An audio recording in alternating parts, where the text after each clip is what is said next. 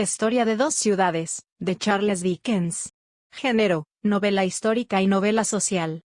Tema, crítica social. Ambientada en París y Londres. Ilustrador, Ablot Knight Brown. Editorial, Chapman y Hall. Fecha de publicación, 1859. Historia de dos ciudades es una novela del escritor británico Charles Dickens. En esta novela histórica se narra la vida en el siglo XVIII, en la época de la Revolución Francesa. La historia se desarrolla en dos países, Inglaterra y Francia, y en las ciudades de Londres y París en la época de los albores de la Revolución Francesa.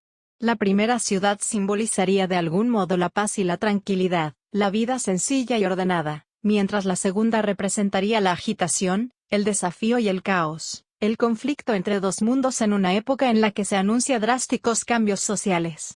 Se publicó en la revista All the Year Round, fundada por el propio Dickens, y apareció en 31 entregas semanales entre el 30 de abril y el 26 de noviembre de 1859. Historia de dos ciudades fue la primera narración de la revista con una aceptación notoria, lo que le permitió alcanzar una tirada de hasta 120.000 ejemplares, y consolidar una media de 100.000 ejemplares por semana. Argumento y trama. La novela está situada en los comienzos de la Revolución Francesa, y sus primeras líneas constituyen uno de los más famosos principios de la literatura. Eran los mejores tiempos, eran los peores tiempos, era el siglo de la locura, era el siglo de la razón, era la edad de la fe, era la edad de la incredulidad, era la época de la luz, era la época de las tinieblas, era la primavera de la esperanza, era el invierno de la desesperación, lo teníamos todo, no teníamos nada, íbamos directos al cielo, íbamos de cabeza al infierno, era, en una palabra, un siglo tan diferente del nuestro que, en opinión de autoridades muy respetables, solo se puede hablar de él en superlativo, tanto para bien como para mal. La novela comienza con la joven Lucia Manette que, junto al señor Lorry, antiguo empleado de su padre, rescata a su padre a quien creía muerto y lo lleva a vivir a Inglaterra, tras pasar 18 años recluido y olvidado en la prisión de la Bastilla, donde fue encerrado en el calabozo 105 de la Torre Norte por la sanguinaria familia de los Saint-Evremont. 5 años después, Lucia y su padre presencian el momento en que un noble francés acusado de espionaje llamado Charles Darnay es declarado inocente en una corte inglesa. En dicho juicio, Charles fue ayudado por Sidney Garton, un abogado de malas maneras que tiene fama de borracho y antiguo pretendiente de Lucia, quien ha hecho trizas su talento y sigue estando enamorado de ella. Unos meses más tarde, en la víspera de la boda de Charles y Lucia, el abogado Carton la visita mientras este no está en su casa y le promete, sabiendo que su corazón le pertenece a Charles, que dará su vida por ella, o por alguien a quien ella ame. Dicho esto, se retira, no sin antes hacerle prometer que lo recordará como el hombre bueno y digno que alguna vez fue. El día de la boda con Lucia, Charles Darnay le confiesa al padre de su futura esposa, que su verdadero apellido es Saint-Evremont, y que es el último descendiente de aquella familia aristocrática y asesina, pero que reniega de serlo. La noticia de la boda de Charles Darnay llega a oídos de Defarge, un tabernero de París, y de su esposa, quienes planean acabar con toda la estirpe de los Saint-Evremont. Es el año 1789, y mientras Lucia cuida de la hija que ha tenido con Charles, Saint-Antoine es tomado por una turba de gente armada, que grita a la Bastilla. ¡A la Bastilla! La infame prisión ha sido tomada, la Revolución Francesa ha comenzado y Defarge, que luchaba como soldado, obliga a uno de los carceleros a llevarlo al calabozo 105, Torre Norte, donde encuentra y toma un rollo de papeles que pertenecieron al presidiario que ahí estuvo. Así, los años de terror que se pensaba serían los de bondad y paz, comienzan en Francia el 14 de julio de 1789. 2 años después, Charles Darnay debe ir a París para salvar a uno de sus servidores que ha sido injustamente acusado. Pero al llegar a París es tomado prisionero, sin derechos, debido a una ley que condena a todos los emigrados a la pena de muerte si regresan a Francia, y conducido a la prisión por el tabernero Defarge, quien es ahora uno de los líderes. Charles es juzgado, junto con miles de personas inocentes que son decapitadas diariamente en Francia, pero gracias a su suegro el doctor Manette, considerado héroe civil por haber sido preso en la Bastilla, es liberado. Sin embargo, horas más tarde, Darnay es nuevamente capturado y encarcelado, sin que el doctor Manette pueda hacer nada para ayudarlo.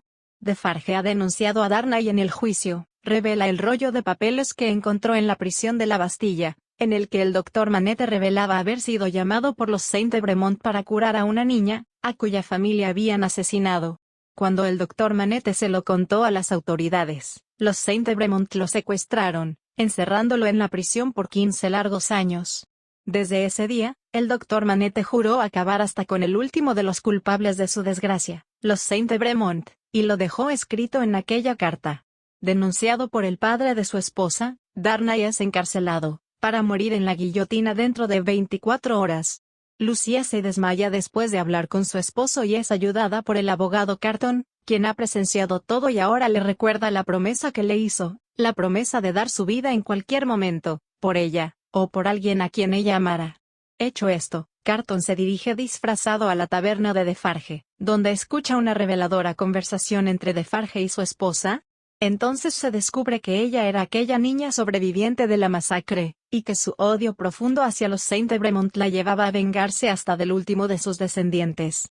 Después de oír esto, el abogado Carton ve entrar a uno de los que acusó a Charles Darnay, y lo chantajea diciéndole que, si le deja entrar a la prisión donde está Darnay, él no lo acusará con las autoridades por ser un doble espía entre las dos ciudades, París y Londres.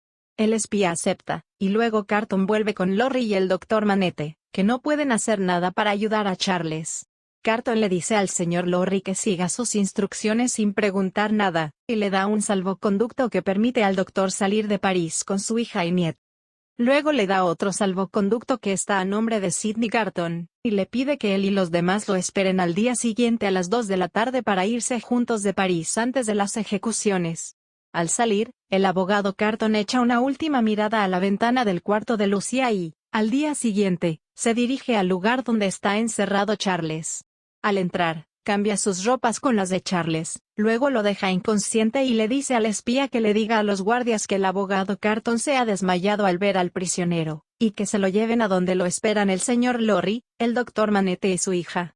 Las horas transcurren lentas y fúnebres, hasta que Carton oye que todos los calabozos se abren, y es llevado a la sala donde están todos los condenados a muerte, desde el rico propietario de 50 años a quien sus riquezas no lo pueden salvar, hasta la costurerita de 16 años, a quien su oscuridad y pobreza no pueden evitarle la muerte. Carton hace amistad con ella y la niña queda admirada ante la valentía de ese hombre, que va a entregar la vida para darle una mejor a las personas a quienes quiere. Mientras el señor Lorry, el doctor Manette y su nieta abandonan París, Lucia descubre que el hombre que está desmayado en la parte trasera del carruaje no es Sidney Carton, sino su esposo, Charles Darnay. Al comprender todo, rompe a llorar de desesperación y de esperanza, de terror y de gratitud.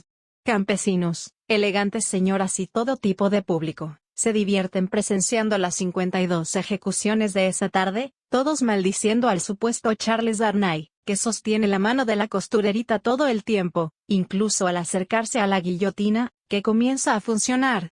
El momento se acerca más y más, Carton y la costurerita se besan en la boca, deseando reunirse en el más allá, y luego la pequeña emprende el viaje eterno, seguida de Sidney Carton, quien en sus últimos momentos, ve el futuro de las personas por las que ha dado su vida. Estructura.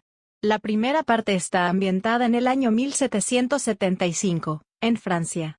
Lucia Manette, una joven que creía a su padre muerto, logra, gracias a la intermediación del banquero Jarvis Lorry, reencontrarse con él en Francia.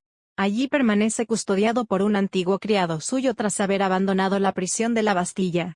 En la segunda parte se relata el juicio a un personaje llamado Charles Darnay, acusado de ser espía de Francia. Mientras en este país va creciendo el clima revolucionario, en Inglaterra se va tejiendo la historia de amor en torno a Lucy. También se cuenta la vida en torno a su familia y amigos, entre ellos el abogado Sidney Carton. Finalmente Lucia se casará con Darnay y juntos tienen una hija. Londres y París se entrelazan en la historia, ya que Darnay decide marchar rumbo a Francia, pues una persona será condenada a morir por su culpa. En la tercera parte, Darnay, de origen francés, es encarcelado en París y severamente juzgado. Del resultado de este juicio dependerá, en buena parte, el final de la historia.